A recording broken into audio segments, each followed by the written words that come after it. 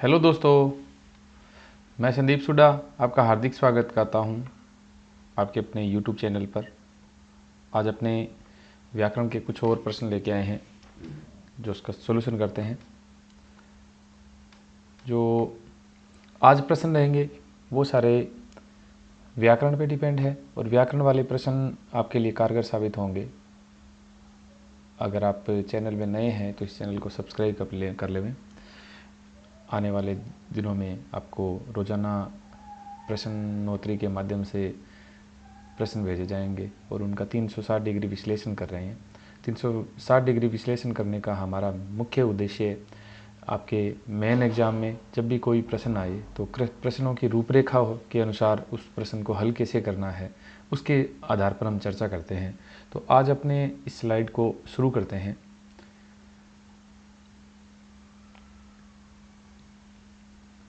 ये जो चैनल बनाया गया है इसमें रोज़ाना डेली वीडियो डाले जा रहे हैं। वो वीडियो डालने का मेन उद्देश्य यही है कि आपके लिए जो प्रश्न भेजे जा रहे हैं, जो प्रश्न है वो प्रश्न आप तक पहुँचे और आप उनका अच्छे से हल कर सकें। जब भी आपके एग्ज़ाम हो, आप एग्ज़ाम में कोई भी प्रश्न हल कर रहे हैं तो प्रश्न गलत न हो आपका, ये है। आज शुरू करते हैं। पहला प्रश्न है कि किस शब्द की संधि सही है। अब पहले तो ये ध्यान रखना, आपने जैसे जब से ये प्रश्नोत्तरी शुरू की है तब से ये बात कर रहे हैं कि प्रश्न हमेशा है तो प्रश्न की पहले रूपरेखा पढ़ो, ठीक है। प्रश्न क्या कहना चाहता है वो ध्यान रखना चाहिए। अब इसमें क्या है कि प्रश्न क्या पूछ रहा है कि सही संधि है, ठीक है ना। स्त्री शब्द के उचित लगने से स्त्रियोचित नहीं बनता भाई। ये तो स्त्री शब्द के उचित लगने से ई का यह बन जाता है, ठीक है। छोटा ऊ की ध्वनि लग जाएगी और ये चित बन जाएगा। ये तो स्त्री उचित बन जाता है ये, ठीक है ना। ये स्त्री उचित शब्द शुद्ध है। अगर देखें तो एक शब्द एक है, एक के बाद में एक लगने से ये दोनों मिलकर एकैक हो जाता है। और ये जो एकैक है ना, इसमें कौन सी संधि है तो इसमें वृद्धि संधि है। और अगर देखा जाए स्त्री युचित शब्द में कौन सी संधि है तो इसमें कौन सी संधि है तो इसमें यण संधि है, ठीक है ना। अगला शब्द है नदी प्लस में अर्पण। बड़ी ई के बाद में जब ऐसमान स्वर आ जाए तो बड़ी ई का भी आगे जाके ये बन जाता है तो शुद्ध हो जाएगा ये नद्यार्पण। यहाँ जो आ रहा है ना नद्यार्पण, ये अशुद्ध है। हाँ, पितरी प्लस में अनुति री के बाद में कभी भी ऐसमान स्वर आ जाए तो इस री का रे बन रहा है और बाद में आगे ए की ध्वनि है तो ये ए इसको पूरा कर रहा है। तो पितरी प्लस में अनुवति से ये पितृनुवति बनता है। और पितृनुवति में कौन सी संधि है तो यण संधि है इसमें। तो इसमें से कौन सा शब्द सही है तो कौन सा हो जाएगा, पितृनुवति हो जाएगा, ठीक है ना। ऐसे प्रश्न आपने को सही करने हैं। अब देखो किस शब्द में उचित विच्छेद नहीं है। अब विच्छेद नहीं है ना तो पेपर में पूछा गया है कि संधि विच्छेद सही नहीं है। जैसे सम प्लस में विधान, सम प्लस में विधान से क्या बनता है तो संविधान बनता है, ठीक है। कौन सी संधि के तहत बनता है तो व्यंजन संधि के तहत बनता है। धनम प्लस में जय से धनंजय बनता है, ठीक है ना। धनम प्लस में जय से क्या बनता है धनंजय। धनंजय किसका पर्यायवाची है तो अर्जुन का पर्यायवाची है भाई, ठीक है ना। धनंजय किसका पर्यायवाची है तो अर्जुन का पर्यायवाची है। ये जो वाम प्लस में ईस नहीं होता भाई, इसका अगर संधि विच्छेद देखें ना तो इसका संधि विच्छेद होता है वाक और प्लस में ईस। ये अपने RS मैथ्स में अब की बारी पूछा गया था। वाक प्लस में ईस और जो नया शब्द बनता है वो बनता है वागीस, ठीक है। ये वाम प्लस ईस नहीं होता। दिक प्लस में ये गज है ना, दिक प्लस के गज लगने से ये दिग्गज हो जाता है। दिक का अर्थ होता है दिशा, गज का अर्थ होता है हाथी, दिशा रूपी हाथी, ये दिग्गज। इसमें कौन सी संधि है तो इसमें कौन सी संधि है भाई, व्यंजन संधि है। इसमें भी कौन सी संधि है तो इसमें भी वागीस में व्यंजन संधि है। धनंजय और जो संविधान शब्द है इन दोनों में भी कौन सी संधि है तो इसमें व्यंजन संधि है। मूल तौर से एक ऐसा उदाहरण है जिसमें संधि विच्छेद सही नहीं है, ठीक है ना। तो किस में संधि विच्छेद सही नहीं है तो वामीस में संधि विच्छेद सही नहीं है। अगला देखते हैं, संधि के कितने प्रकार होते हैं। ये प्रश्न तो भाई इतना आसान है कि जो संधि की या फिर अपने व्याकरण की या फिर अपने हिंदी की जो भी तैयारी शुरू करते हैं तो वो भी प्रश्न सही कर देंगे। लेकिन समस्या कहाँ आती है कि जल्दबाजी में कई बार क्या होता है कि दिमाग पड़ता है कि स्वर संधि के कितने भेद होते हैं या फिर संधि के कितने, तो संधि के भेद है, दिमाग अगर ऐसे पढ़ लेना यहाँ कि स्वर संधि के कितने भेद है तो मान सकते हैं कि इसमें 5 भेद कर जाए। तो संधि के कितने भेद होते हैं, विसंधि के 3 भेद होते हैं। अब संधि के 3 भेद कौन कौन से होते हैं, तो पहला होता है स्वर संधि, ठीक है, दूसरा होता है व्यंजन संधि, ठीक है, और तीसरा होता है विसर्ग संधि। ये जो स्वर संधि है ना, ये स्वर संधि, इसके 5 भेद होते हैं। कौन कौन से होते हैं, तो एक होता है दीर्घ संधि, एक होता है गुण संधि, एक है वृद्धि स्वर संधि, ठीक है, यण संधि, उसके बाद में अयाधि संधि। ये 5 भेद होते हैं। संधि के 3 भेद होते हैं। संधि के कितने भेद होते हैं, तो 3 भेद होते हैं।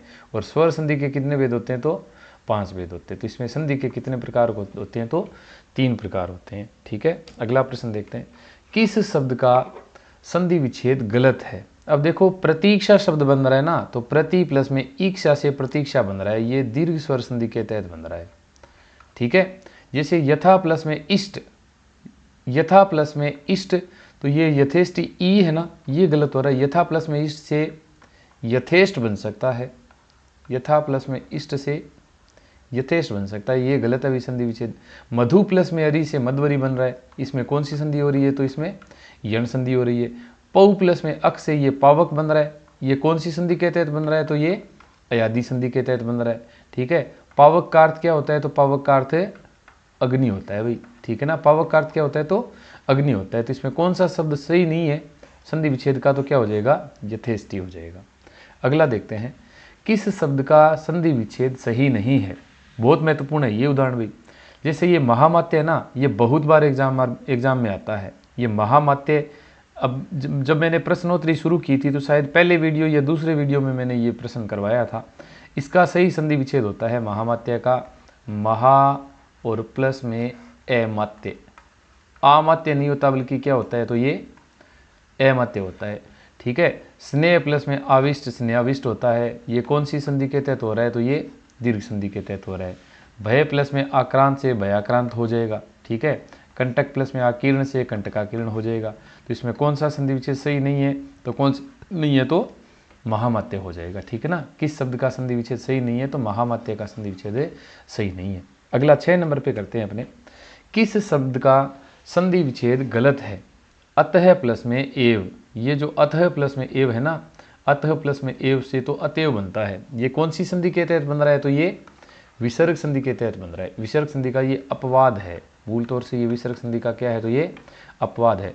अक्ष प्लस में ऊहणी से अक्षौहिणी होता है। अक्षौहिणी का अर्थ होता है सेना, जो अक्ष का अर्थ होता है धुरी, ऊहणी का अर्थ होता है टिकने वाली। ऊहिणी का अर्थ क्या होता है, तो टिकने वाली होती है, और दूरी पर टिकने वाली उसको क्या बोला जाता है, तो सेना बोला जाता है। मम प्लस में इतर से ममेतर बन रहा है, ये गुण संधि के तहत बन रहा है, ठीक है ना। गुण संधि में क्या होता है, ए के बाद में ई आने से दोनों मिलकर ए हो जाता है, ये ए। अब ये जो 9 प्लस में ऊढ़ा है ना, पहले तो ये ध्यान रखना, ये जो ऊढ़ा शब्द शुद्ध नहीं है, ऊढ़ा शब्द ये शुद्ध होगा। और 9 प्लस में ऊढ़ा से जो नया शब्द बनता है ना, वो नवोढ़ा बनता है, ठीक है, ये नवोढ़ा। और ये जो नवोढ़ा होता है ना, इसको बोला जाता है नवविवाहिता। जो नवविवाहिता होती है ना, उसको नवोढ़ा बोला जाता है, ठीक है। और शुद्ध कौन सा होता है, तो ये नवोढ़ा होता है। 9 प्लस में ये नव आ जाएगा और प्लस में उड़ा आ जाएगा, ठीक है। इसमें कौन सी संधि है, तो इसमें गुण संधि है, ठीक है। नवोढ़ा शब्द इसमें गलत है, सही शुद्ध हो जाएगा नवोढ़ा। ये इसमें कौन सी संधि होती है, गुण संधि होती है। नवोढ़ा का अर्थ क्या होता है, तो नवविवाहिता होता है।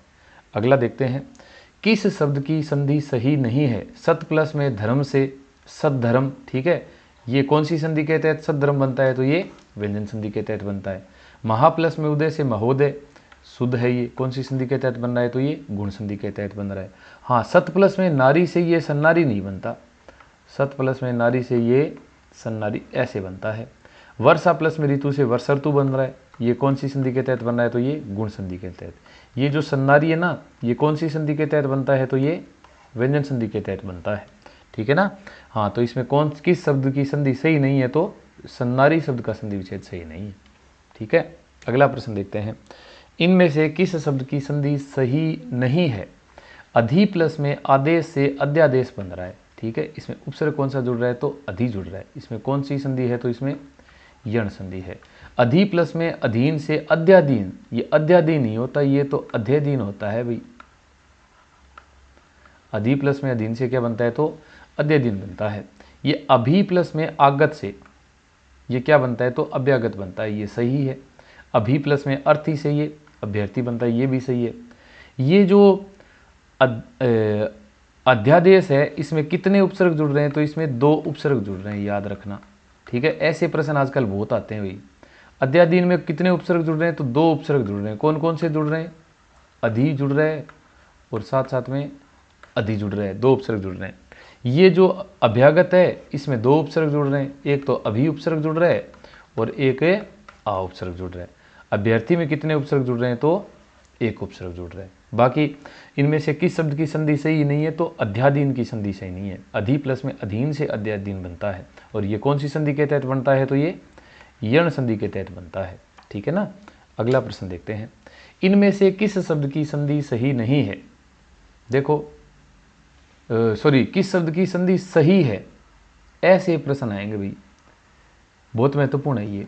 राम प्लस में ईस से रमेश, नहीं भाई, राम प्लस में ईस से रमेश नहीं बनता, ये तो रमा प्लस में ईस से रमेश बनता है। रमा का अर्थ होता है लक्ष्मी, और लक्ष्मी के पति रमेश, ठीक है। तो लक्ष्मी के पति रमेश, तो लक्ष्मी के पति कौन हो जाएंगे, विष्णु हो जाएंगे। ये कौन सी संधि के तहत बन रहे हैं, तो ये गुण संधि के तहत।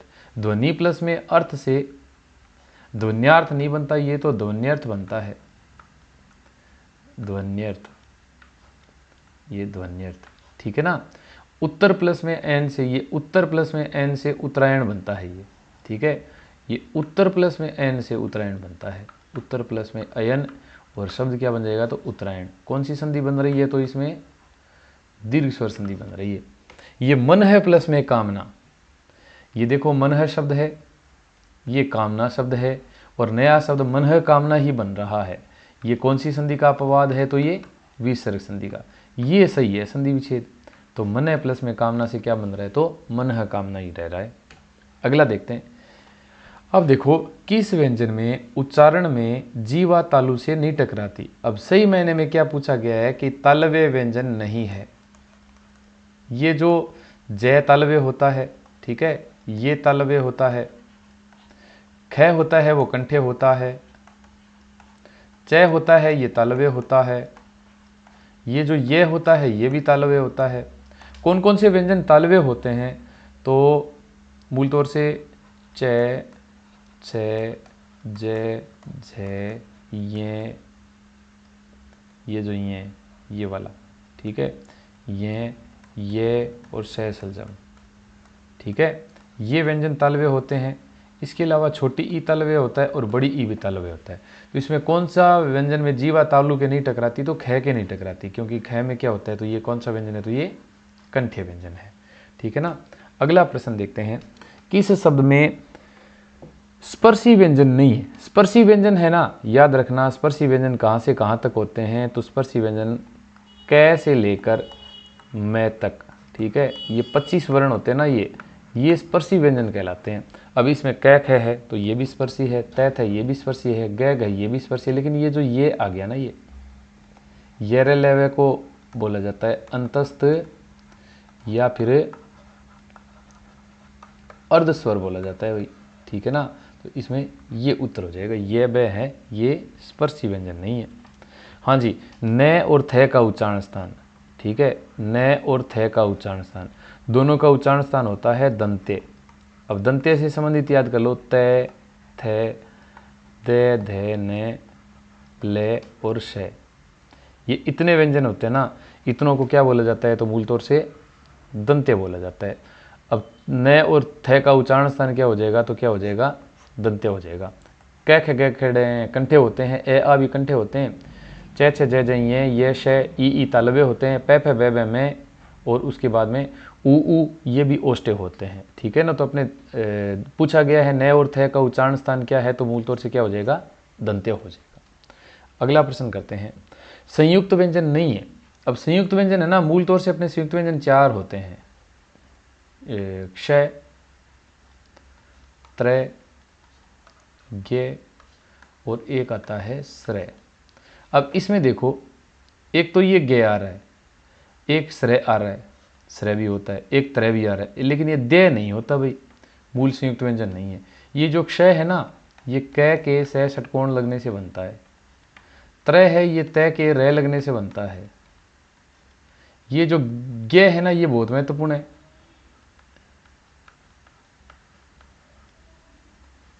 जय के ये लगने से गे बनता है। ये जो श्रय है ना, ये स के रे लगने से श्रय बनता है। ये जो दे है, ये मूल तौर से दे के ये लगने से बनता है, लेकिन ये संयुक्त व्यंजन है और मूल जो संयुक्त व्यंजन है चार, उन संयुक्त व्यंजनों में नहीं होता ये, ठीक है ना। तो ये दे संयुक्त व्यंजन है, नहीं है। अगला प्रश्न देखते हैं, किस क्रम में ऊष्म व्यंजन नहीं है। अब ऊष्म व्यंजन से अपने याद कर लो, ठीक है। स सजम, स षटकोण, स स्लेट है हथौड़ा, ये चारों के चारों है ना, इनको ऊष्म व्यंजन बोला जाता है। और अगर ऊष्म ऑप्शन में नहीं आएगा तो इनको बोला जाता है संघर्षी व्यंजन। क्या बोला जाता है भाई? संघर्षी व्यंजन। तो स है, ये स भी है, ये स भी है, तो ये कौन सा व्यंजन है? तो ये रे लेवे है, सॉरी ये रे लेवे है ना, ये चारों के चारों अंतस्थ होते हैं, या फिर इनको अर्धस्वर बोला जाता है। क्या बोला जाता है? अंतस्थ या फिर अर्धस्वर बोला जाता है। तो उस व्यंजन कौन सा नहीं है? तो ये नहीं है। आज का अपने अंतिम प्रश्न पढ़ते हैं, किस क्रम में घोष वर्ण नहीं है? ठीक है, घोष वर्ण क्या होते हैं? तीसरा, चौथा, पांचवा, ठीक है। इसके अलावा ये रे लेवे और है और सभी के सभी स्वर, ये घोष वर्ण होते हैं। अब ये तीसरा तैत है, दे तीसरा भी है, कैक है, ग ये तीसरा भी है। अब ये जो टे आ गया, अब टे तो ये क्या होता है भाई? ए घोष होता है, ठीक है ना। पैप है, बे मतलब तीसरा है, तो ये भी ए घोष है, सॉरी घोष है। ये घोष भी हो सकता है और इस घोष का जो दूसरा नाम आएगा ना, वो सघोष भी आ सकता है। घोष और सघोष दोनों एक ही बात है भाई, ठीक है ना। तो किस क्रम में घोष वर्ण नहीं है? तो किस क्रम में घोष वर्ण नहीं है? इस टय में। ये टय क्या होगा? तो ए घोष होगा। अब आपको एक महत्वपूर्ण बात और बताएं कि जैसे क्या है कि पिछला जो पेपर था, कल जो आपको पेपर करवाया गया था, उसमें एक शब्द था, जो शब्द क्या है कि ये शब्द था स्वागत, है ना। मैं आपको एक बार चेक कर लूँ, ये दिख रहा है क्या?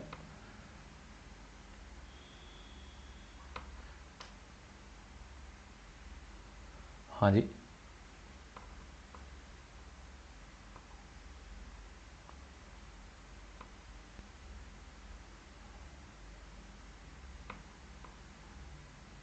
ये जो